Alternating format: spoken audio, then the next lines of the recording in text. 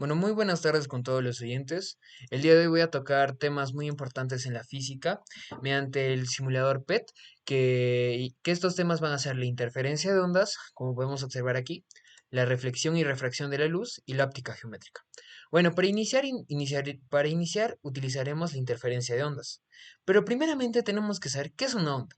Una onda es una perturbación que viaja a través de un medio transportando energía, pero sin transportar la materia. ¿Qué nos quiere decir esto? Que lo que se está desplazando en sí no es el agua, sino son las ondas. En aquí, a la izquierda, podemos observar un mecanismo parecido a un grifo, que sube y baja. Este movimiento genera perturbaciones constantes en la superficie del agua, creando ondas que se propagan hacia la derecha, como podemos ver en el gráfico. Bueno, ahorita nos encontramos en la vista lateral, pero tenemos dos tipos de vistas. La vista superior que podemos encontrar acá en la parte inferior y la vista lateral, que es la que nos encontramos ahorita. En acá podemos observar las partes de una onda, que son las crestas, valles, amplitud y longitud de la onda. Las crestas son las partes más altas de una onda, los valles son las partes más bajas, la amplitud es la altura desde el punto de equilibrio hacia la cresta y la longitud de onda es la distancia entre dos crestas consecutivas. Bueno, aquí a la derecha podemos observar la amplitud y la frecuencia. ¿Qué nos quiere decir la amplitud? Que esto nos indica cuándo aumenta o disminuye la altura de las olas. Por ejemplo, si aumentamos la amplitud, pueden observar que las olas se van a hacer mucho más altas, pero si la disminuimos va a ser todo el caso contrario, se van a hacer mucho más pequeñas. Bueno, ¿qué nos quiere decir ahora la frecuencia? La frecuencia determina cuántas ondas se generan por segundo. Si aumenta la frecuencia, las ondas se van a ver mucho más juntas y mucho más rápidas. Pero si disminuye, las ondas se van a ver muy separadas y mucho más lentas. Por ejemplo, miren, ahorita está en un momento rápido, se ven mucho más altas y mucho más juntas. Pero si la disminuimos, es todo el caso contrario.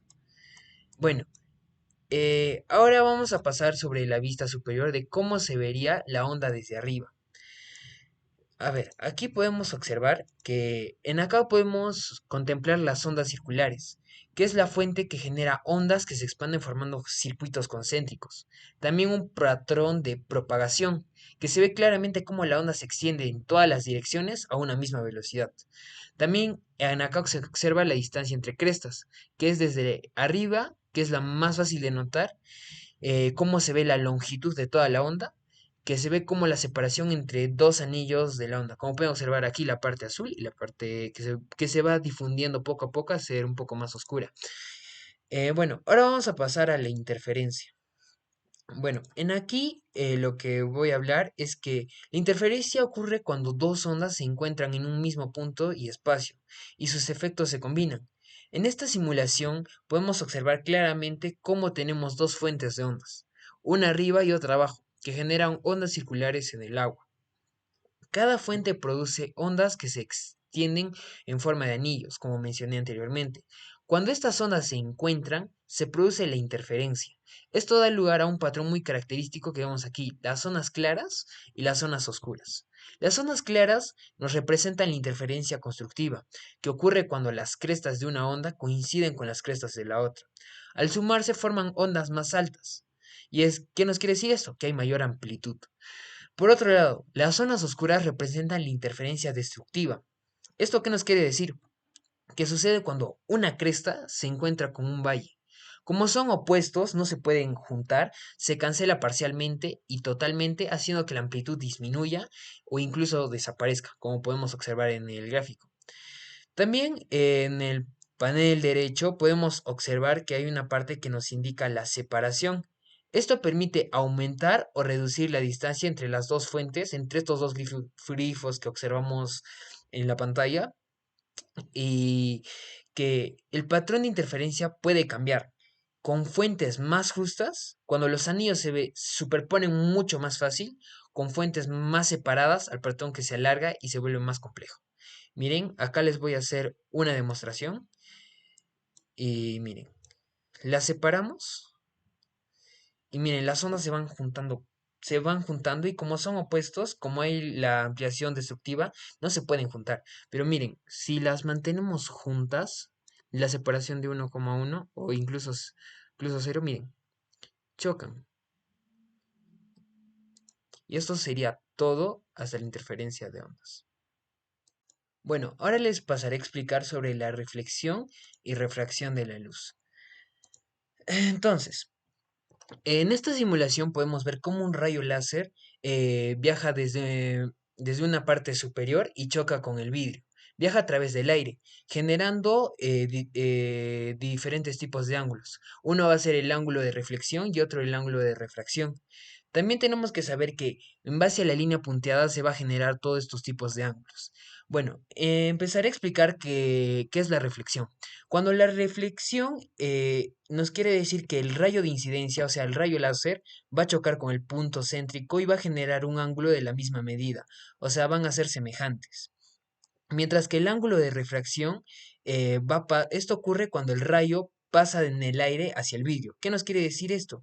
Que el vidrio va a tener un índice de refracción de 1,5, que es mayor que el aire, que es de 1,0. El rayo va a entrar y va a disminuir su velocidad y va a doblar acercándose a lo normal. ¿Qué nos quiere decir esto? Que el ángulo de refracción siempre, pero siempre va a ser menor al ángulo de incidencia y al ángulo de reflexión, porque estos dos siempre van a ser semejantes. Por ejemplo, si yo lo muevo hacia el lado derecho, va a generar un ángulo, el ángulo de incidencia va a generar un ángulo de 31,0 y el ángulo de reflexión va a ser semejante, mientras que el ángulo de refracción va a ser siempre menor, va a ser de 20,0 grados. Y va a ser igual si aumento hacia el lado izquierdo, si va a ser mayor el ángulo. Miren, va a ser 65,5, mientras que el ángulo de reflexión va a ser también 65,5 y el ángulo de refracción va a ser 37,2. Como mencioné anteriormente, siempre va a ser menor. Entonces, en esta simulación también nos permite cambiar de materiales, lo que muestra que mientras mayor sea el índice de refracción del segundo medio, más se va a doblar el rayo. Y si se invierte el proceso de un medio más denso a uno menos denso, el rayo se aleja de lo normal. Entonces, ¿qué podemos decir en resumen? Que el ángulo de incidencia siempre va a generar un ángulo de reflexión, discúlpenme, y estas dos van a ser siempre iguales, van a ser siempre semejantes, mientras que el ángulo de refracción que va a chocar por el vidrio siempre va a ser menor a estos. Bueno, ahora les empezaré a explicar sobre la óptica geométrica, que esta se divide en lentes y espejos.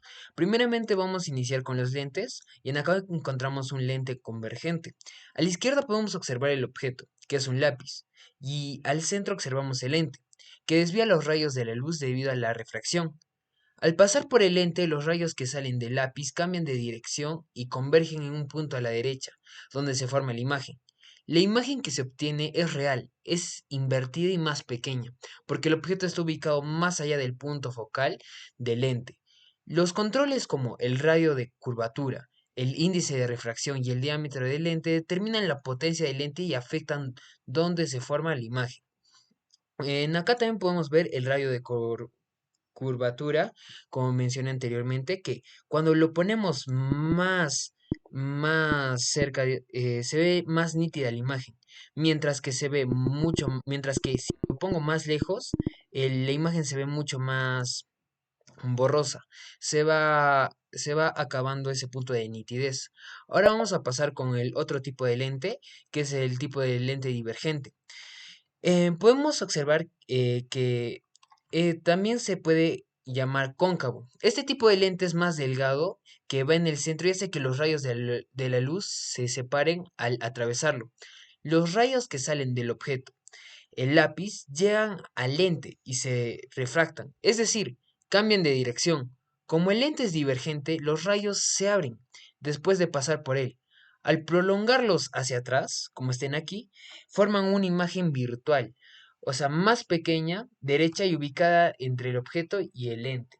Los puntos focales, o sea, los puntitos amarillos, nos quiere que decir que el radio de curvatura y el índice de refracción determinan cuánto se empieza a desviar los rayos y dónde aparece la imagen. En conjunto, esta simulación nos puede y nos ayuda a explicar cómo un lente divergente produce una imagen virtual usando los principios básicos de la óptica geométrica. Como pueden observar aquí. Miren, si yo lo muevo del punto focal, mira el radio de curvatura. Mira, mientras más lejos, siempre va a ser semejante. No cambia, no varía. Siempre se mantiene céntrico, solo se aleja o se acerca. En el índice de refracción es lo mismo, como pueden observar. ¿Y el diámetro? es el lente, cómo se amplía y cómo se disminuye. Gracias. Bueno, prosiguiendo con la exposición, ahora les hablaré sobre los espejos. Y este tipo de espejo es un espejo cóncavo. Bueno, primeramente tenemos que saber que en la óptica geométrica se analiza cómo la luz, cómo los rayos viajan en línea recta. Cuando estos rayos chocan como podemos ver aquí, con un espejo cóncavo, es un espejo curvado hacia adentro, que se refleja de manera que pueden acercarse o separarse, dependiendo de dónde esté el objeto. En esta simulación podemos ver y observar un lápiz frente al espejo. Desde la punta salen rayos que se reflejan siendo tres caminos principales, uno paralelo que luego pasa por el foco, o sea, por los puntos amarillitos, y otro que va hacia el foco y sale al paralelo, y uno de ellos apunta al centro de curvatura y regresa por el mismo camino. Como el lápiz está colocado frente al foco y el espejo, los rayos reflejan que no se juntan delante del espejo, sino que parecen provenir detrás de él. Por eso en la imagen observamos que es virtual, derecha y aumentada. A ver, miren, si aumenta el rayo de curvatura, no se va a poder observar claramente la imagen, pero se vuelve mucho más nítida. Mientras que si la acercamos, el, la imagen se va a ver también nítida, se va a empezar a ver un poco más nítida a comparación de cuando esté un poco lejos. Y mientras que el diámetro aumenta, la imagen se ve un poquito más clara. Se ve un poco, mientras el diámetro sea más largo, el lente sea más largo, la imagen se va a poder observar más. Pero miren, si la disminuyo, no se ve nítida, o sea, se ve borrosa. Ahora vamos a hablar sobre el otro tipo de lente, que es el lente de espejo convexo. Disculpenme, el espejo convexo, que el espejo convexo es la superficie curva que hace que los rayos de la luz lleguen desde el objeto y se dispersen al reflejarse. Como estos rayos no se juntan, realmente se prolonga hacia atrás y parece provenir de un punto detrás del espejo. Por eso, en la imagen que podemos observar a continuación, que está la imagen hacia la derecha, el objeto es mucho más pequeño y está ubicada detrás del espejo. A ver, ahora, si aumentamos el radio de curvatura, podemos observar la imagen. Miren, mientras más lejos va a estar, se va a ver más claro. Pero mientras esté más cerca, se va a ver, no se va a ver nítido. Miren, si aumentamos el diámetro, se ve más nítido. Mientras que si lo disminuimos, es todo lo contrario. Ahora, pasando por el último espejo, que es el espejo plano, en esta simulación podemos observar un lápiz frente al espejo plano, que los rayos de la luz salen del lápiz y chocan con el espejo, y se reflejan cumpliendo la ley de la óptica geométrica. El ángulo de incidencia es igual al de la reflexión, que al prolongar estos rayos reflejados hacia atrás, nuestro ojo percibe la imagen detrás del espejo. Por eso en la imagen, como podemos ver a continuación, está a la derecha y está del mismo tamaño que el objeto. Entonces, ¿qué pasa si aumentamos el diámetro del espejo? La imagen se va a ver mucho más nítida. A ver, ¿y qué pasa si la disminuimos? La imagen se vuelve mucho más borrosa.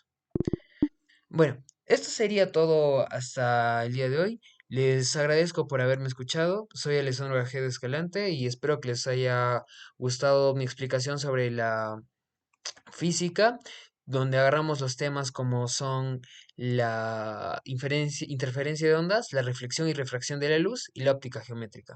Muchas gracias.